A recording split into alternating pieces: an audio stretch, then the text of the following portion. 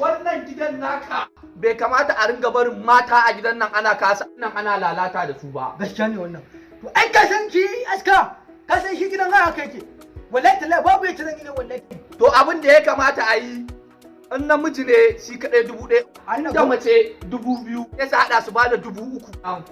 Kuma wallahi tallahi ka kawo shawara aska. Dama ni ma abun ne nake ina jira wallahi. Sai ki da mu amma da shi. To amma tun da yanzu Allah ya saka ka kawo wannan shawara to abun ne yake wanda ake da gaskiya. What?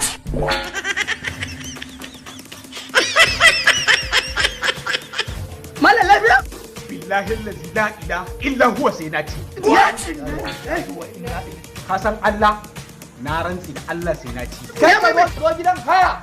Gidan hayar zaka zo ka ringa mana irin wannan. Malam billahi allazi la ilaha illa huwa komai za ku wallahi sai na ci. La ya kuma mai ta A gidan hayar la ilaha illa ka rabu da shi abokina.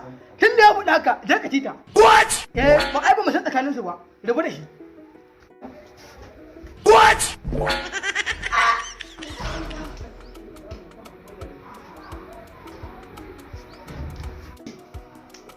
What?